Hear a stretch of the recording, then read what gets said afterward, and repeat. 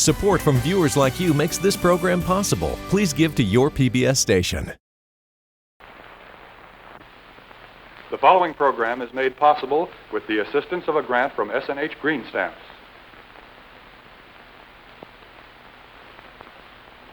Boeuf Bourguignon, French beef stew in red wine. We're going to serve it with braised onions and mushrooms and a wine dark sauce. It's a perfectly delicious dish. I'd better taste.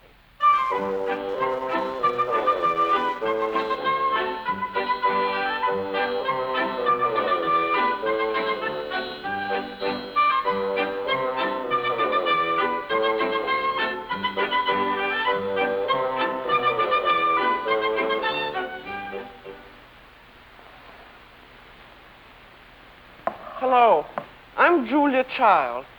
Welcome to The French Chef and the first show on our series on French cooking. We're going to make Boeuf Bourguignon, beef stew in red wine. And it's a wonderful show to begin our series on because it shows you so many useful things about French cooking. How to brown meat, how to braise onions, how to saute mushrooms, how to make a wonderful sauce.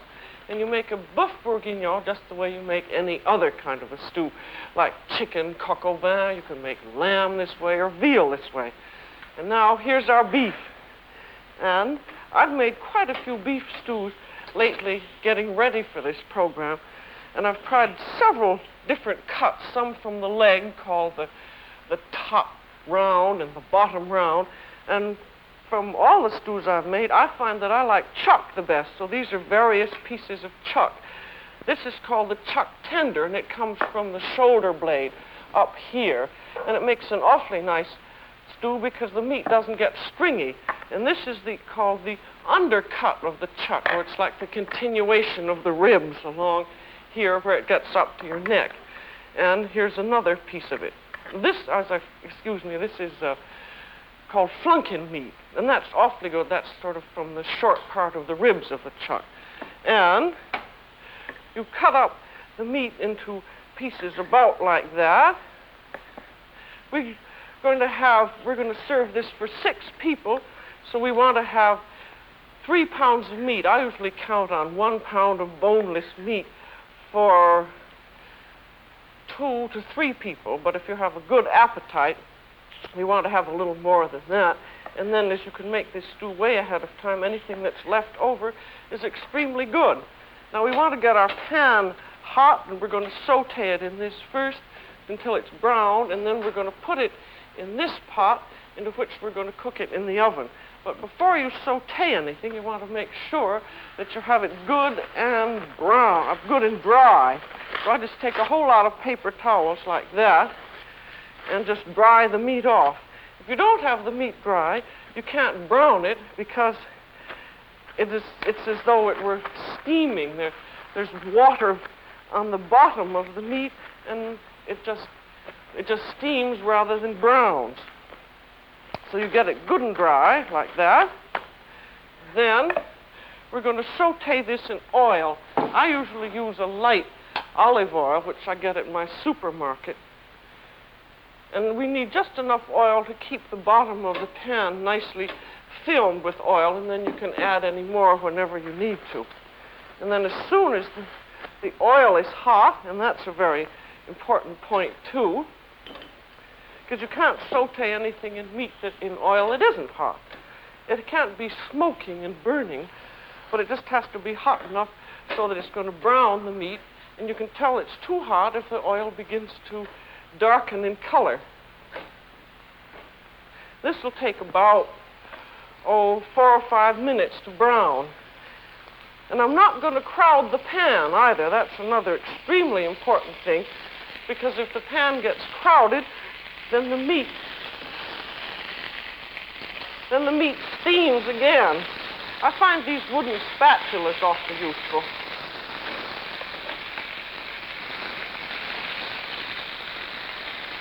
Just keep moving it around so it won't stick. As soon as as all of it's covered with a little bit of the oil in the pan, then it doesn't stick anymore.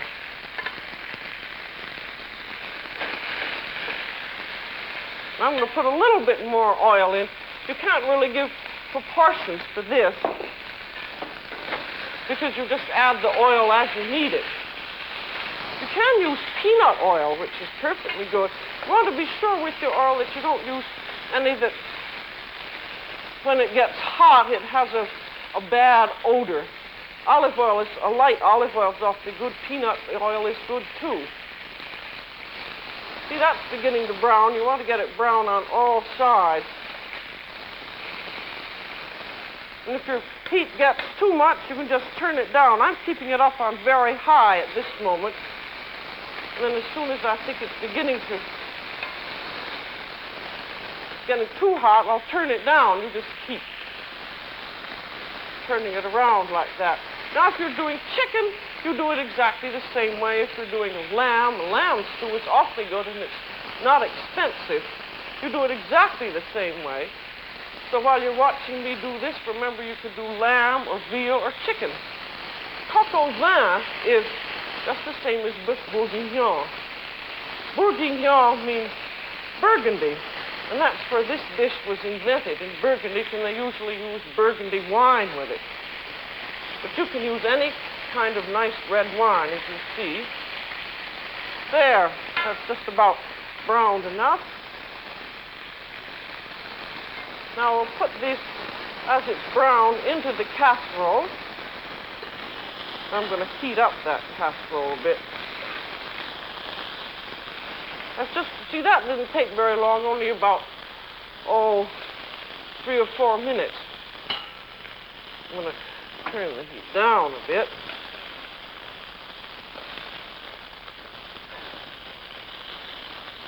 These are new tongs and they stick a little bit.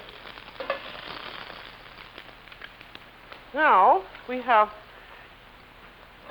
in here this nice sort of brown bit here that's left over from the browning. And this is part of your treasure of cooking. It's called a glaze, and we're going to deglaze it with our red wine. We're going to use about 3 cups, or about 2/3 the bottle. And this is called deglazing, when you pour the wine in and you're scraping up all this lovely brown coagulated juice, which gives color to your sauce as well as has a lot of flavor in it. Now we just pour that in, and then we're going to add some beef stock to it. We want just enough liquid so that the meat is barely covered. It's called à fleur in France, which means the meat looks like little flowers. That's just about 2 cups of stock in there. And you can use what's very nice as always is a homemade beef stock. But if you don't have that, you can use canned beef bouillon, which is very good too. Don't use canned consommé because that tends to be a little bit sweet. Now, while that's coming to the boil, we're going to add the rest of our flavorings here. We're going to put in a little bit of tomato paste, about a tablespoon, about like that. And then we're going to put in some bay leaf, thyme, this is first, about half a teaspoonful.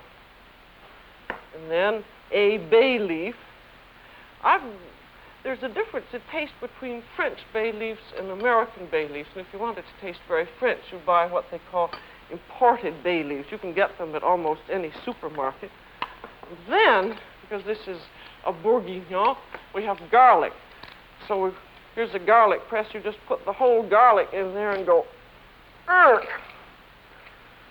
That's awfully easy, then you don't get it over your hands. And now, our stew is just coming to the simmer here. We want to give it a little taste to see whether we've got enough salt in it. You want to be very careful not to oversalt at this point because the sauce is going to reduce. Doesn't taste good now at all because the wine is raw. It needs just a little bit of salt. I'll put in, about a half teaspoon there. And now that's at the simmer. and I'm going to put it in the oven. Now this is going to go in a 325 oven, and it should cook very, very slowly, just at the bare simmer. And once it's in, except for checking the oven to make sure that it isn't bubbling and boiling, you don't have to look at it anymore. Beef takes about 3 to 4 hours to cook, depending on the cut and the tenderness. Lamb takes about 2 hours, and chicken only 30 minutes. And they're all done the same way. And now, while that's cooking, we're going to do the braised onions that go with this.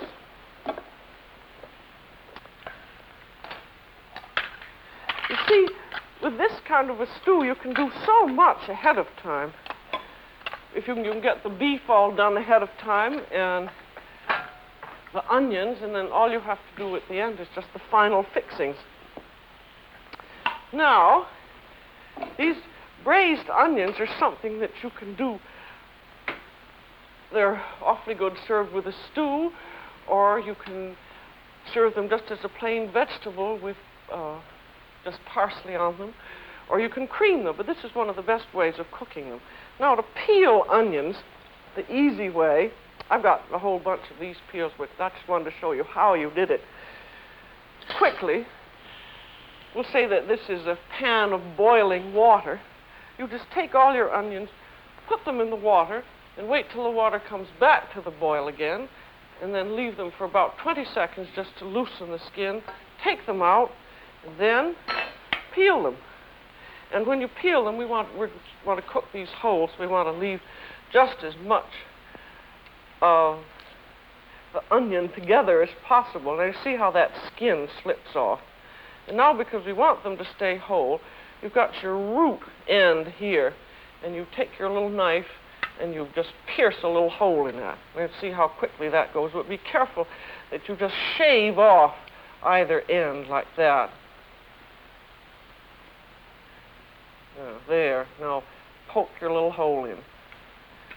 And then, there are peeled onions, and we're going to cook them in a pan like that. You want to have a pan that will just hold them. You don't want them piled on top of each other. Then we put in a little bit of water so they're about half covered. And we want some butter. The butter adds flavor to them. So we want about a tablespoon of butter like that. And some salt. And then we want to bring them just to the simmer on top of the stove. And then you cover them. I don't have a cover. I'll use this and pretend we have one. You cover them and you keep them in a very, very slow simmer for about 25 minutes until they're tender. Now, as we don't have 25 minutes, I've got some that have already been cooked. I cooked these last night, so you can see you can do this all ahead of time. And they're done when they're soft. But as you see, they've kept their shape. Now, when they're done, then you just put them aside, and you can do them the night before if you want. Now we're going to do the mushrooms.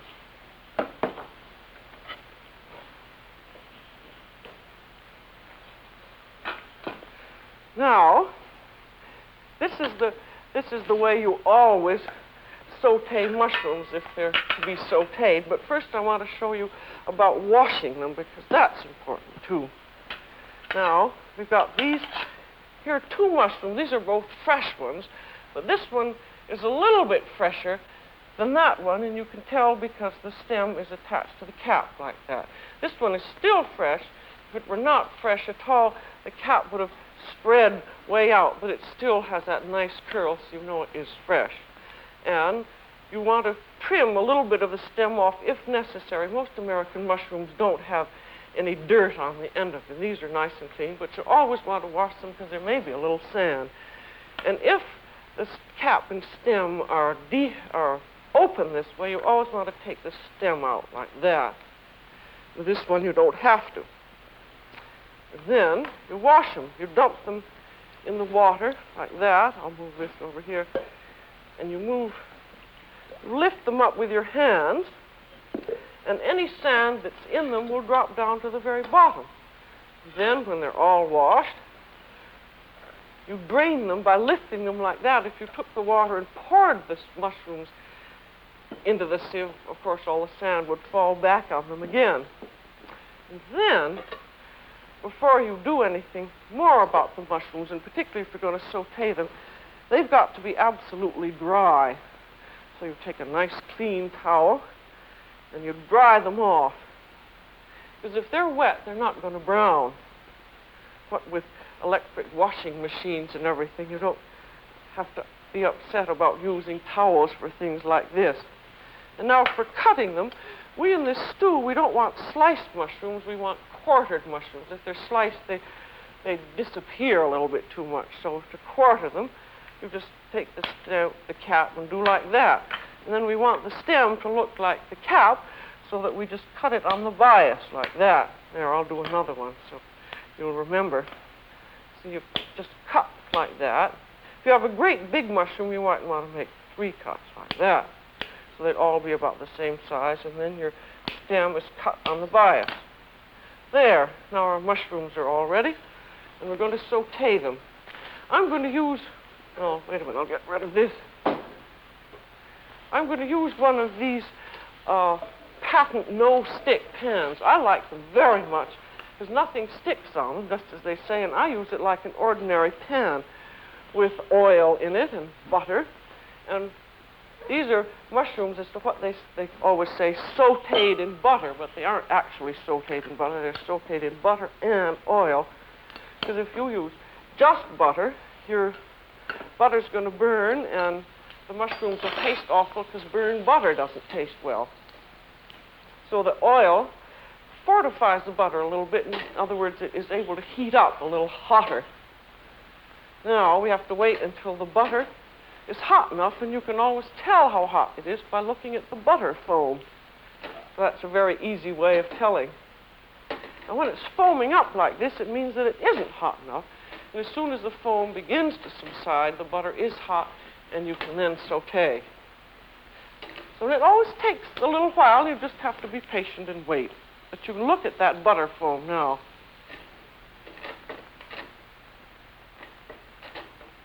See, it's still foaming, so you just still have to wait.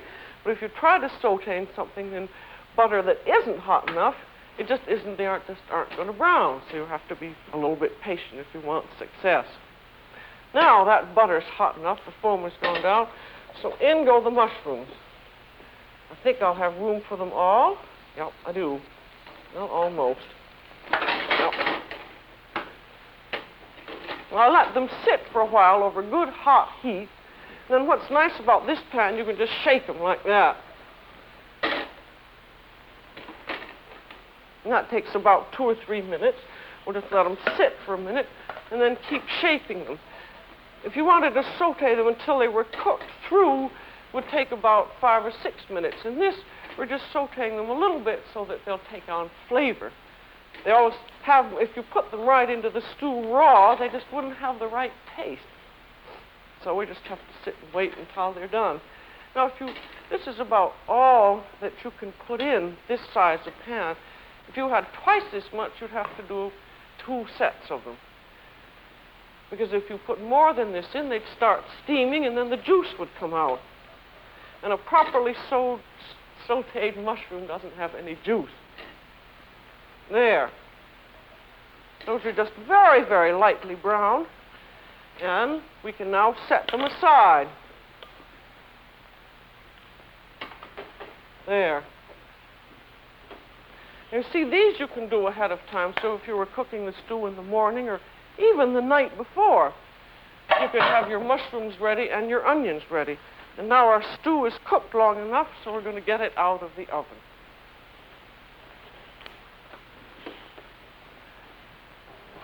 Now this stew is one that I've had in the oven for about 3 hours, and it's just about ready.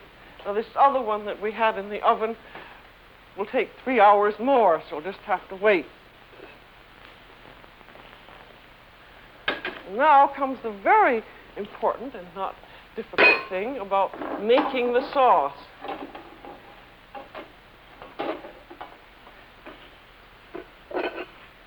And what we're going to do here is just to the easiest way to degrease the sauce and to give it its final flavoring is just to pour the whole thing into a saucepan, which we'll do here.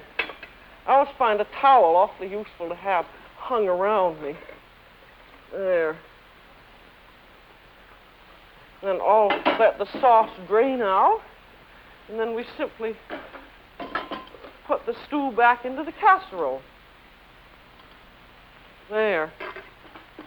Now, we should have about 2.5 to 3 cups of sauce here, which we do just about. And what we do now is the final flavoring of it. We also want to take off any fat which is accumulated. If you made this a day or two ahead of time, you could put it all in the icebox, and then the fat would come up the surface and you scrape it off. But in this case, we're just going to skim it off the top.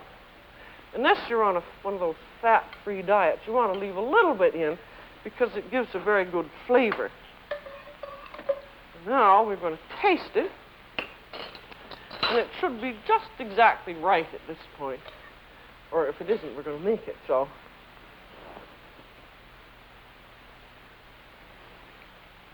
Well, that's very good. I think it needs a little more salt, and it needs some pepper. You don't usually put the pepper into a sauce until just at the end, because pepper sometimes can get a little bit bitter. So this hasn't had any, so this is the pepper going in now. Now I'll just taste it again to be sure. Always remember to taste things, because you can spend quite a bit of time and then forget to taste and find that it isn't just right.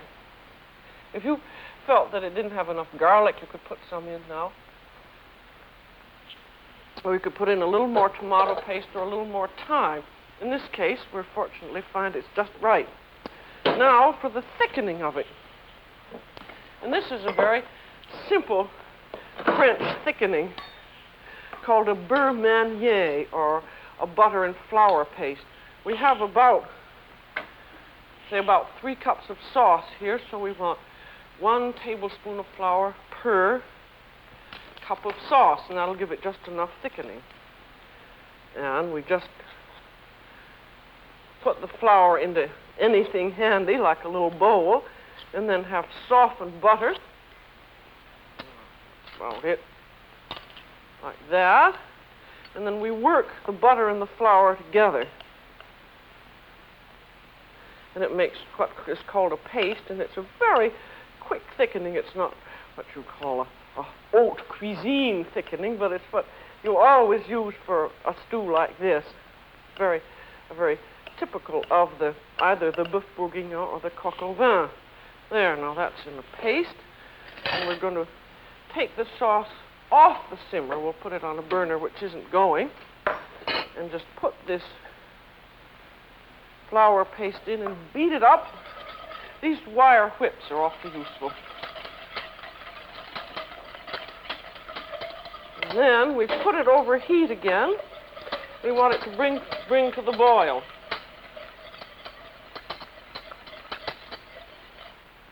And it just needs to boil for about a second. And while that's coming to the boil, we put our braised onions in and our sautéed mushrooms. Now that's boiled, and you can see it's thick. What we wanted to do is just to be thick enough to enrobe the beef. And then, there we are.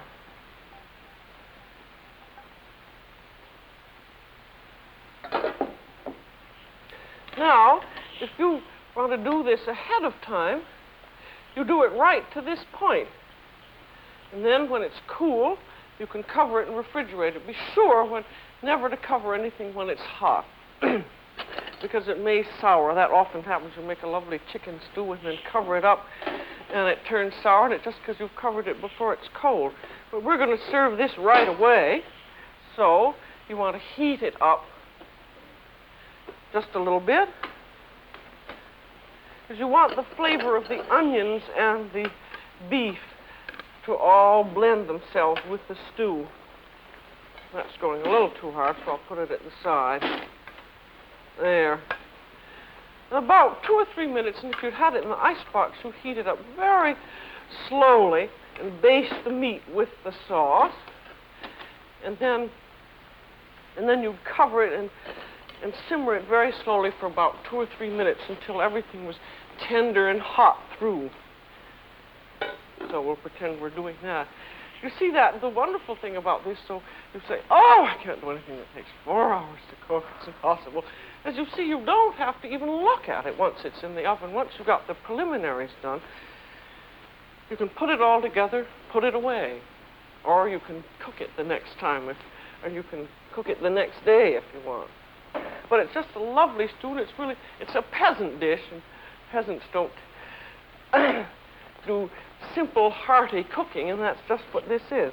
Well, now this is ready to serve right now.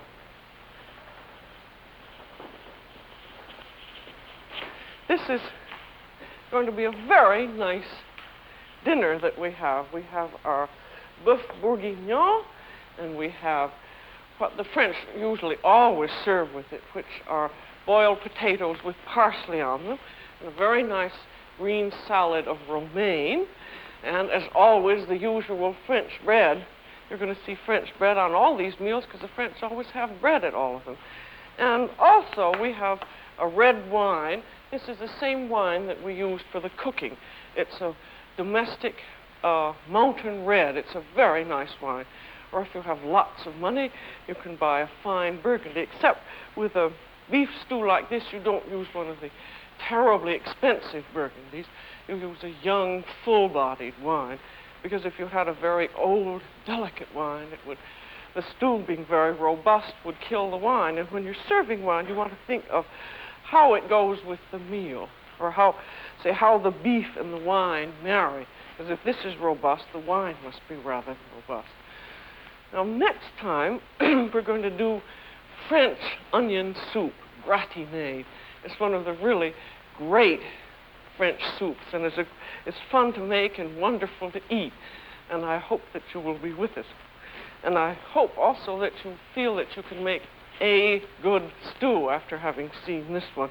As you remember, you can use lamb, chicken, veal, as well as beef, and it's all done exactly the same way. It's only the cooking time that varies. This took 2 or 3 hours. Chicken takes only about 30 minutes. And you remember now how to saute mushrooms. Get the butter hot. Remember how the foam is supposed to look. And don't crowd the pan. Don't crowd the pan either when you're making a beef, when you're sauteing beef, or you won't get it brown. This is Julia Child. Welcome to the French Chef, and see you next time. Bon appétit.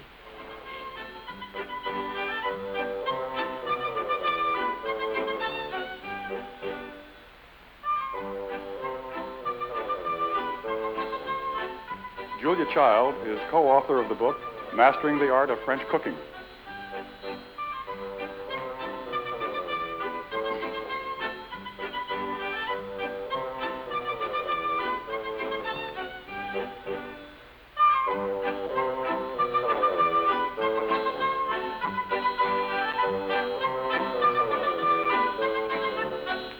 Accessories and furniture, courtesy of Design Research.